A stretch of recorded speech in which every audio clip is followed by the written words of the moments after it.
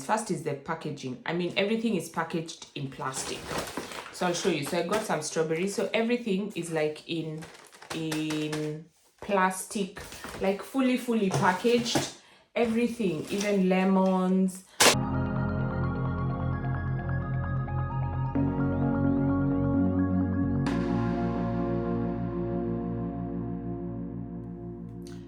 Today, let's talk a bit about food. I'm in the kitchen. I have my big bag of groceries, which I've just gotten. Food is like a big part of our culture, our cultural identity, also a big part of our health. And that's one of the things you have to change or grapple with the change when you move abroad. So today, I want us to talk about the differences in food as I unpack my groceries with you. But before we start, thank you for the love in the previous videos. Thank you for subscribing. If you have not subscribed, please hit the subscribe button. It helps this channel to grow. And I'd like to hear from you. What differences in food are you struggling with, or are you fine? Have you completely changed? Are you trying to find a balance with food from home and food from here?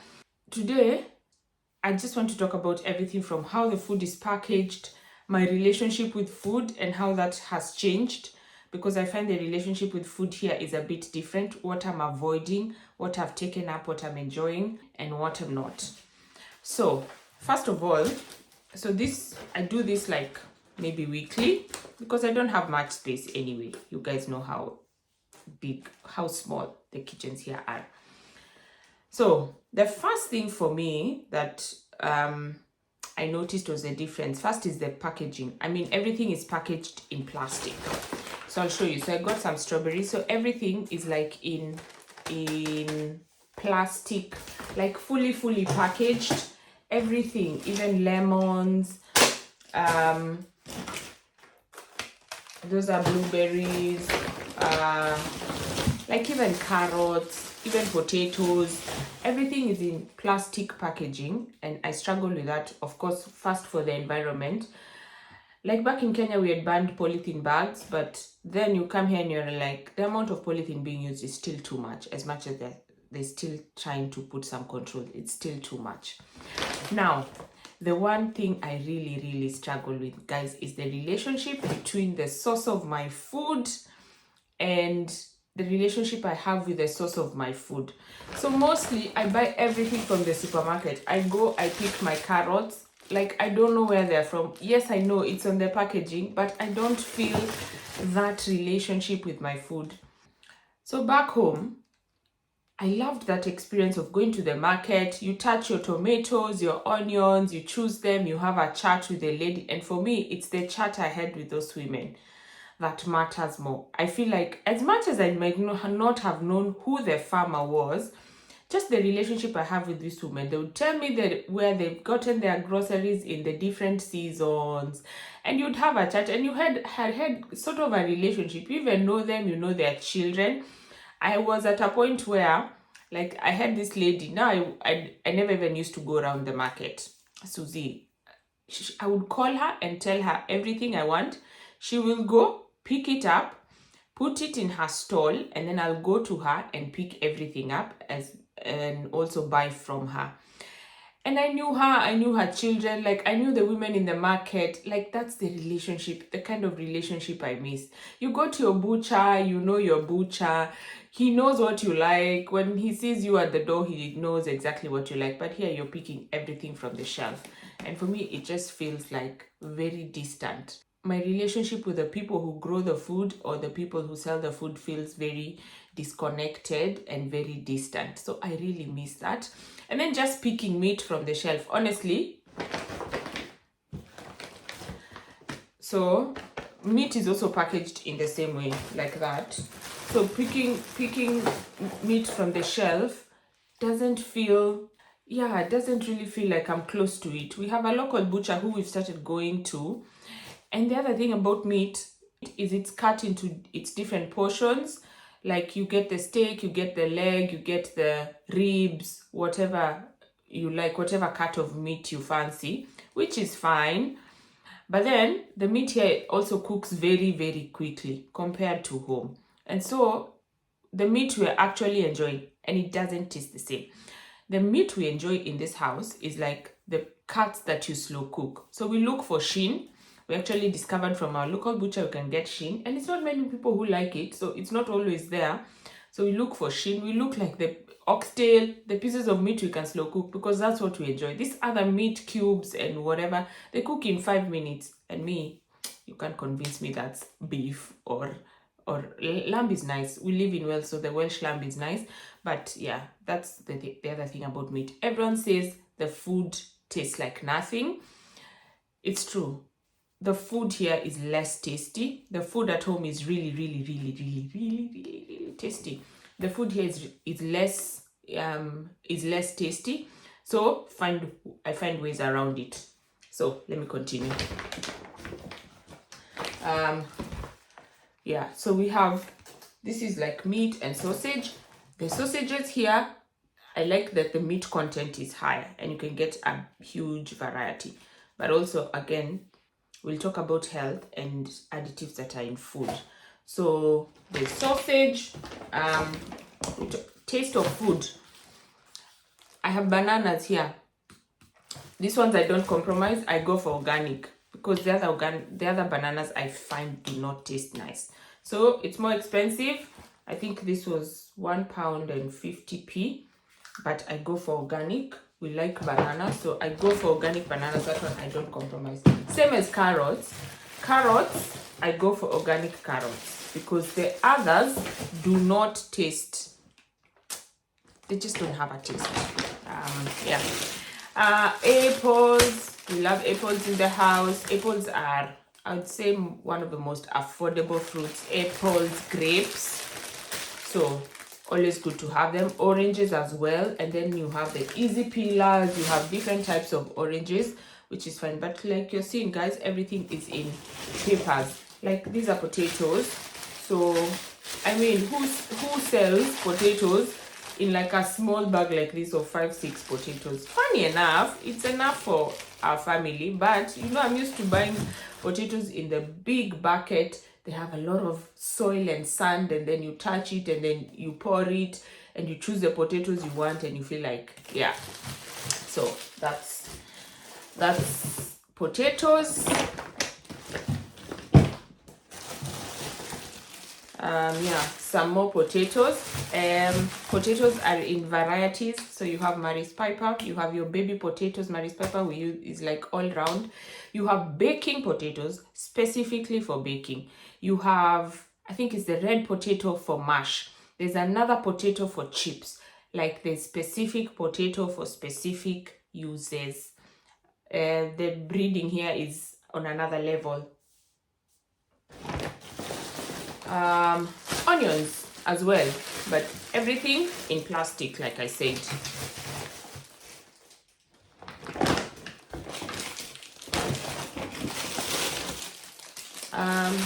Tomatoes, so tomatoes as well here.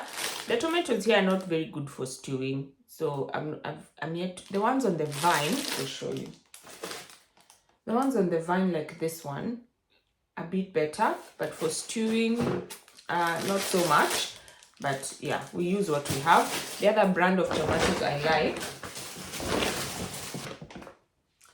yeah, I find them like really sweet for salads, and even just eating like that, I like them even more than cherry tomatoes. So also tomatoes are a variety of tomatoes that you can choose from, which the choice is nice. The other thing about choice here, the choice is crippling. I also don't like going into the supermarket, to be honest. If I can do like order online and go and collect or get a delivery, even easier, because the choice is crippling. There's like you get tens of choices for tomatoes, tens of choices for whatever you want. When you go to foods, dry foods, there's lots and lots and lots of choices. So that's one thing. Yeah, mango, avocado,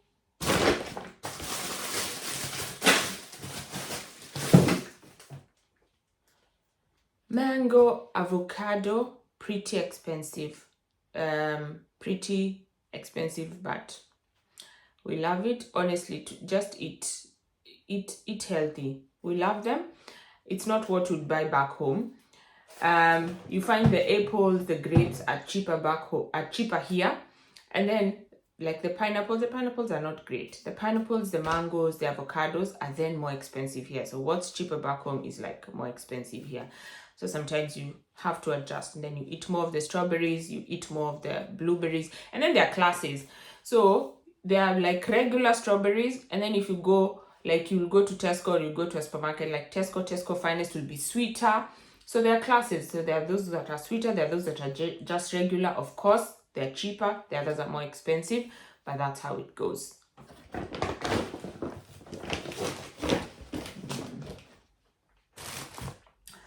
Also, I have honey. Honey, you just go to the supermarket and pick it off the shelf. Me, I'm not convinced. I'm still not convinced this honey is real. Because, you know, in Kenya, to get real honey, you need to know someone from Ukambani or Baringo. You need to have a plug who can get you the real honey. Here, honey is everywhere. You run out of honey, just go to the shop and get it. And I like how honey has been democratized. But it's just that feeling of, I haven't worked too hard to get this honey. And then, it's not as sweet. To be honest, it's not as sweet. It doesn't beat the Ukambani honey. It doesn't beat the Kenyan honey. So if we just had a way of processing our own honey and making it available everywhere and even exporting it, I think we'd do well.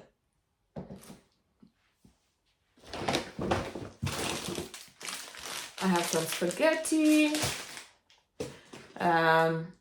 sea salt. One other thing, I didn't buy oil in this shop because I already have oil. I need someone to tell me if you've experienced the same thing. I use much less oil since I moved here. So back home I would buy the vegetable oil, I think like 5 liters to take the family for a month. The family size has not changed. But here I use olive oil, maybe 750 ml, and then the vegetable oil, I think a liter. I'll show you. So I'll use olive oil, this or any other brand. This is 500 ml. I find it a bit more affordable, or rather I find the price in Kenya too high. Maybe it's because of the purchasing power, but I'll use that, and then I'll use this. This is 1 liter. I think this is 1 liter. So this for maybe frying and chapati and anything that needs a lot of oil, but our everyday cooking we use olive oil for like light fries and stewing. And I'm finding that I'm using much less oil. So I would go from 5 liters to, if we put this together, because the vegetable oil, unless maybe I'm cooking something that needs so much oil or a lot of frying, I won't use much of it, to 750 ml and 1 liter. I still don't understand where that difference is. I still don't know why I was using much more oil back home compared to here. It doesn't make sense. Maybe I'll figure it out. Let's talk a little bit about health. So you've seen my shop. It's mostly fruit and vegetables. The other thing I miss back home. I used to grow vegetables. I used to have a big garden, and I grew most of my food. As much as I was going to the market, most of my food I was growing. Most of my vegetables, if not all, I was growing. I had chicken. I kept chicken. I had eggs. Like, that's why I'm struggling with the meat. By the way, the chicken here, I don't touch. Like, I will try and look for free range, and I still struggle. Look for free range. So I try and look for free range or organic chicken, but it's still very, you know, the chicken back home is a bit hard. If you're eating the free range or the road runner, it's a bit tough. Here it's very soft, still has a bit of fat if you ask me. If it's not free range, the smell, guys, I just find the smell a little bit off-putting, but I try and look for that. That's the kind of compromise we've got. And when you go to our local butcher, it has less fat, so that's the chicken, mostly roasted.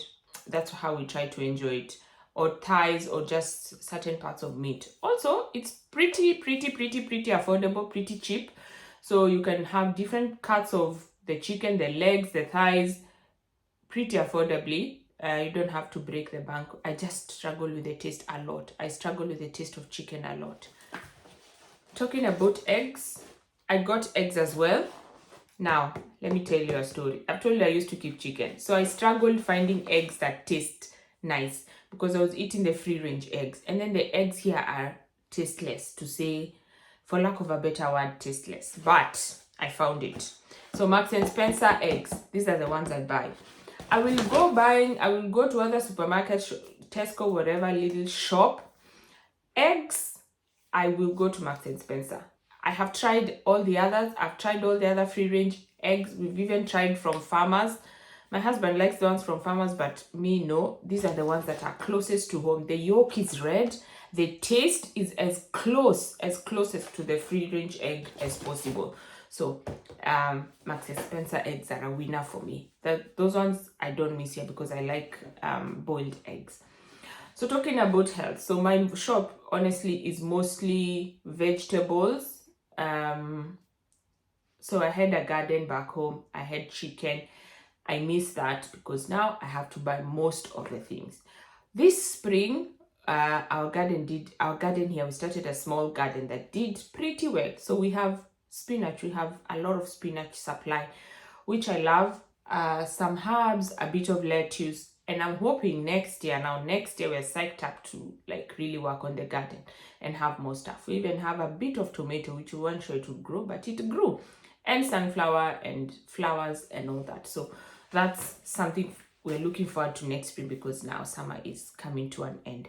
But now I miss that relationship with my garden, just going out to pick spring onions, to pick vegetables, and honestly you don't know the blessing it is until you no longer have it. So yeah, so just that closeness to my food that I miss. And then in terms of health, I try and avoid processed foods. I really try and avoid buying processed food. So like you've seen sausages, not too much, but we have some of them because there's a lot of processed food here. I know even home we have that culture, but here there's a lot of processed food and a lot of like ready to eat.